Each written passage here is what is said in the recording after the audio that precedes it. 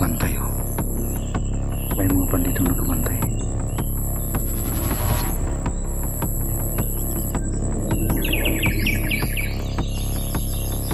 Ayun oh, yan. Dalawa pong nakabantay dito.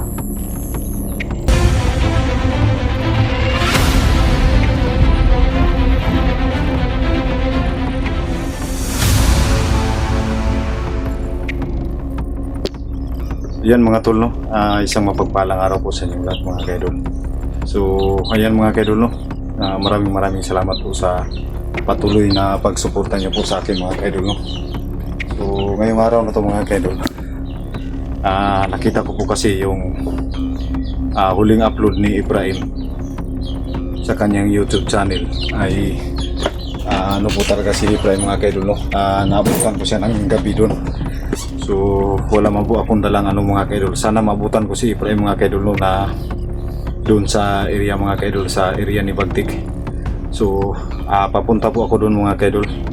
So di bali ng mga kaidol no, kung hindi ko alam mga kaidol kung maabutan ko po si Ibrahim na safety o ligtas si Ibrahim mga kaidol. So abangan nyo lang po mga kaidol ang susunod ng mga video na ma-i-upload ko dito sa akin channel mga kaidol no? So sa mga hindi pa po nakapag-subscribe, pag-subscribe po sa akin channel, Birds Like TV, at saka pag-click na rin po ng notification bell kung kayo po ay gusto sa mga panunuorin na ganito mga kaidol no? So ayan, paki-like and share na rin po sa ating mga video, malaking tulong na po yan mga kaidol. So inihanda ko po yung mga gamit ko dito mga kaidol no? So yan, kailangan ko mapuntahan talaga doon kasi nakikita ko yung ni Ibrahim. So yung mga bata mga kaidol, pinagbiling ko lang po na ni mama kung sakali mang hindi ako makauwi ng maaga. So yung mga gamit ko mga kaidol, ayan, inilabas ko andyan sa maliit na karton, inilagay ko. Itinago ko na yan mga kaidol kasi akala ko hindi na ako babalik sa ganitong exploration. So ayan, kukunin ko yung mga gamit ko para makapunta ako sa area, location, lugar kung saan si Ibrahim mga kaidol no? So ayan po mga kaidol, kukunin po natin.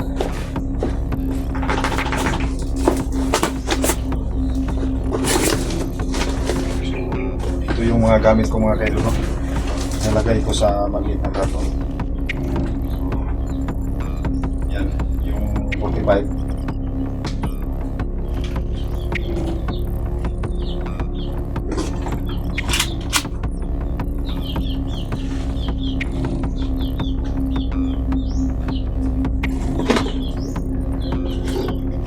Tsaka yung knife.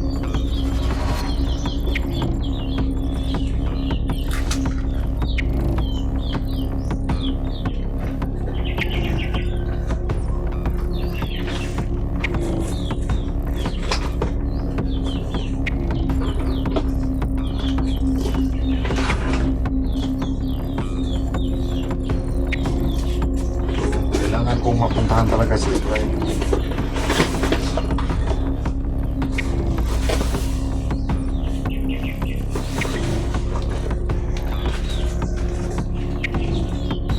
Matagal na po itong nakatago.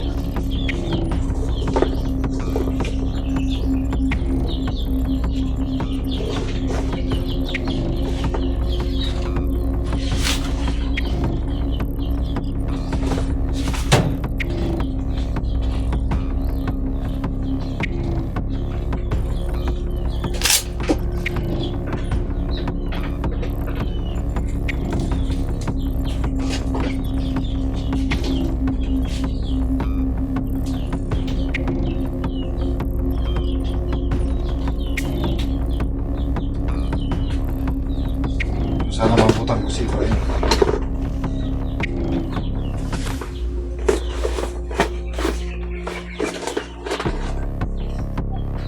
Yung isimpa ng magasin.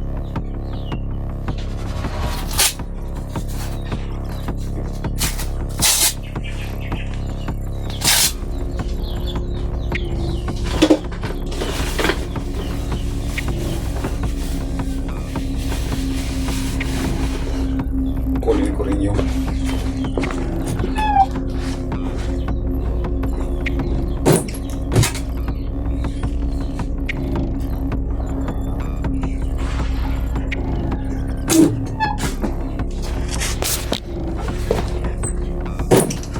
ayan, kukunin ko rin yung ano,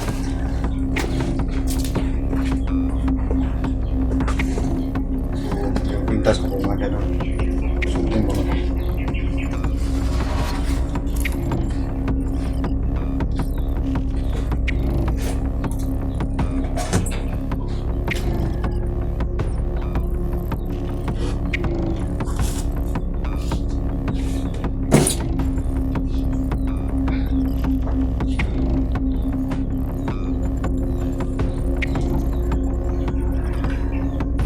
Kailangan ko mapuntahan yung kapatid ko.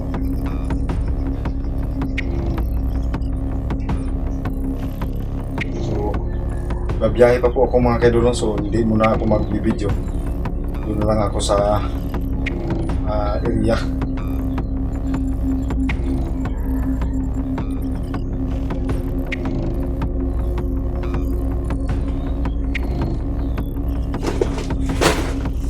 So, yung mga anak ko mga kaidol, andun na sa nanay.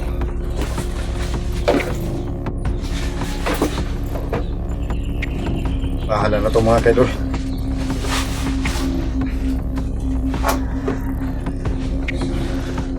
So ayan mga kaidol, no? Abangan nyo lang yung mga susunod na video na may upload ko dito mga kaidol. Maraming salamat po sa inyong patuloy na pagsuporta sa akin. God bless po sa inyo lahat mga kaidol. So ayan mga tol, andito na po tayo sa exact location kung saan nakaabang yung area, ang dating area ni Commander Bagtik na pinasok ni Efraim yung kapatid ko. So sana maabutan ko si Efraim dito mga kaidol, no? Kasi nung huling upload niya nakita ko yun, naabutan siya ng gabi. So ayan, papasok tayo dito na hindi tayo sigurado kung buhay pa ba yung kapatid ko o hindi na. Kaya kunting pag-iingat po mga kaidol. Ito po kasi yung shortcut na daan patungo sa lugar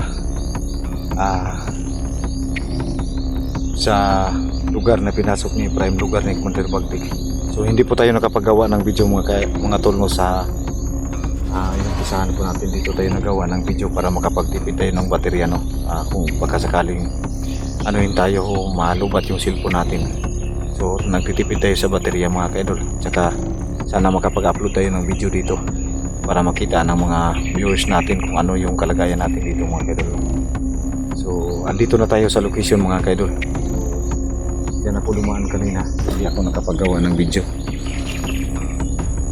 Yan.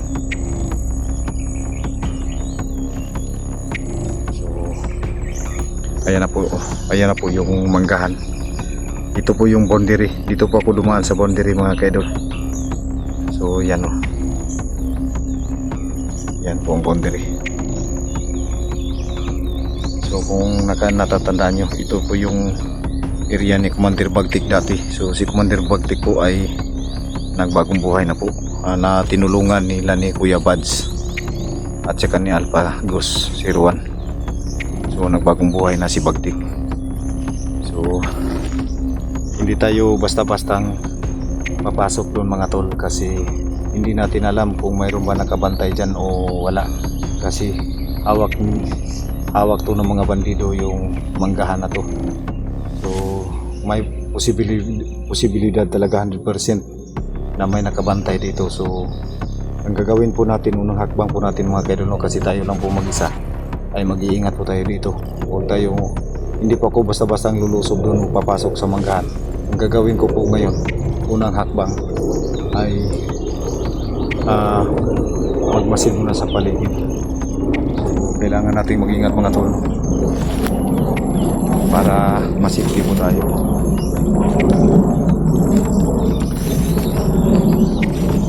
Napakadelikadong lugar po yung napasok ni Efraim.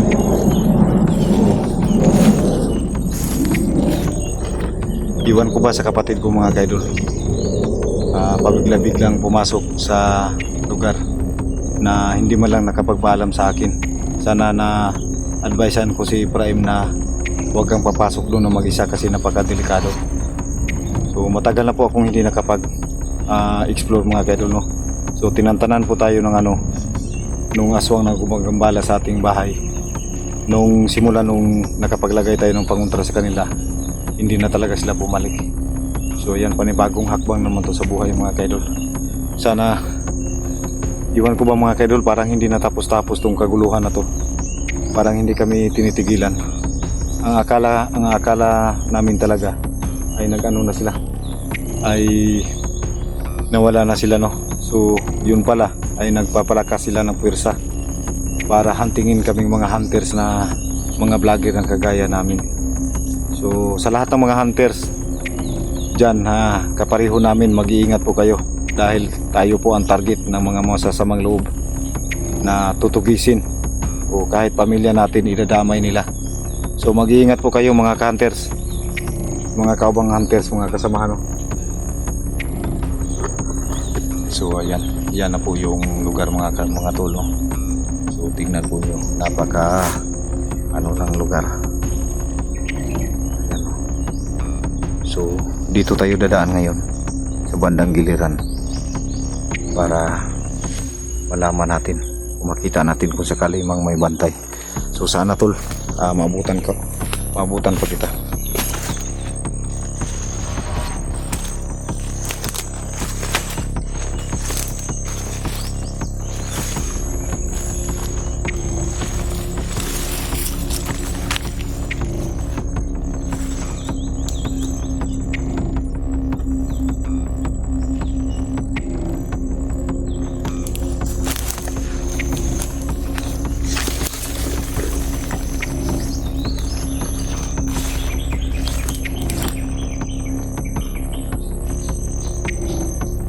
Kailangan tayong magalan ito mga kaidol, no? Kailangan natin makita yung bandang unahan.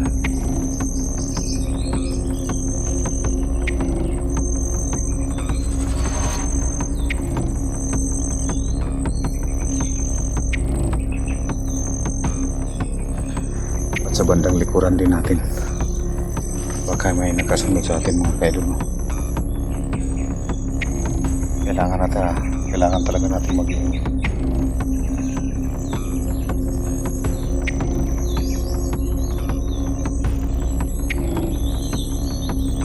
Dumating. Parang may dumating, ano.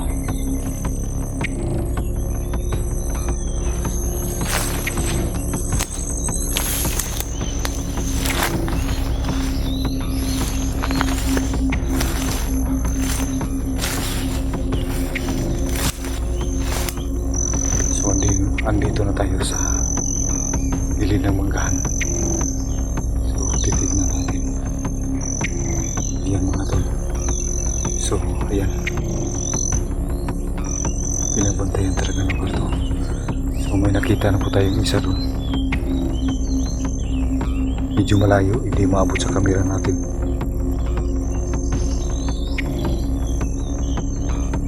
Ayan, kumalaw. Nakasuot ang itim. Medyo malayo.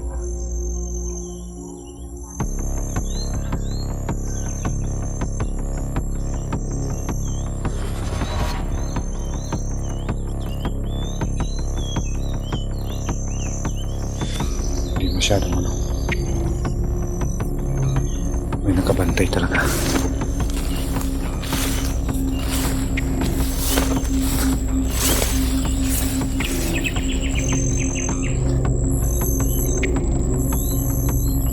Ito yung lugar na pinasok ni Ibrahim. May mga taong nakabantay, oh. May mga bandito nakabantay.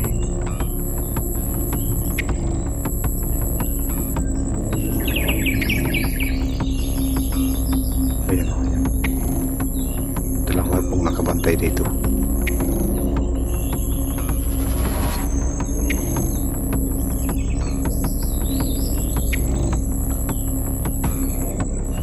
Ayan.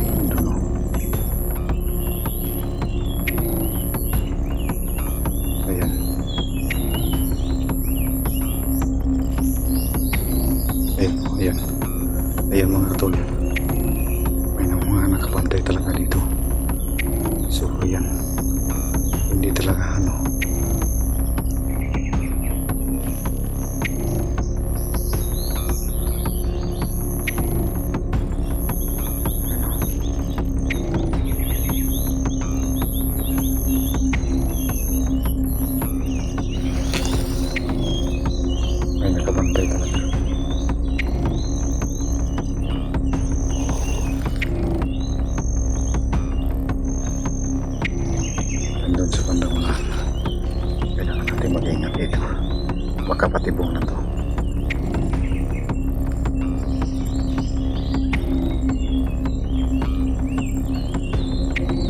Kailangan natin mag-ingat. So, pagmasdan muna natin sila mga kaidol, no?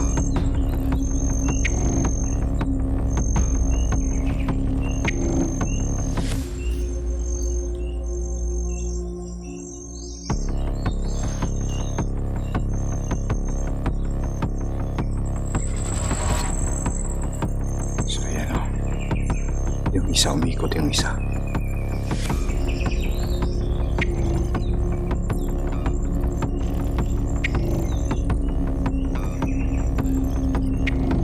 Wala yung isa.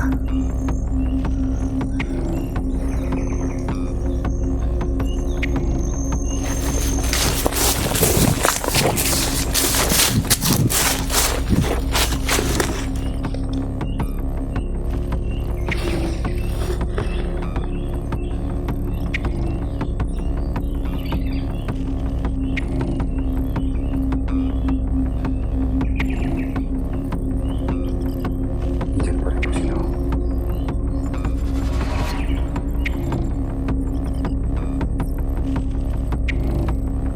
Dalawang tao yung nakapaligid dito. Ayan, o. Sana hindi tayo makita dito mga tulan.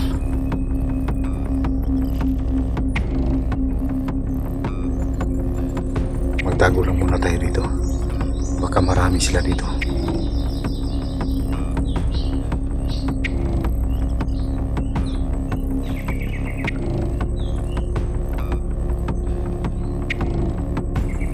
Ayan, o. Sana hindi tayo makita dito.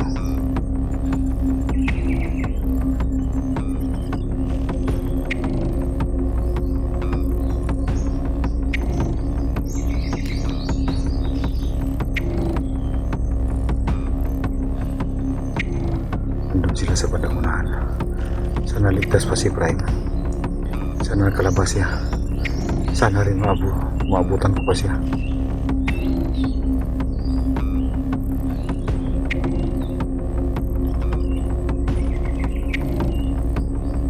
Ayan, o. Nakabangon siya mukha. Yun doon yung isa.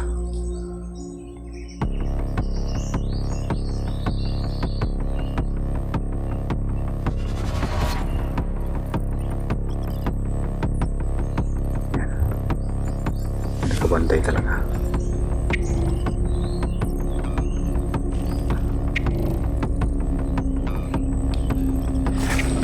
Kailangan natin magtago.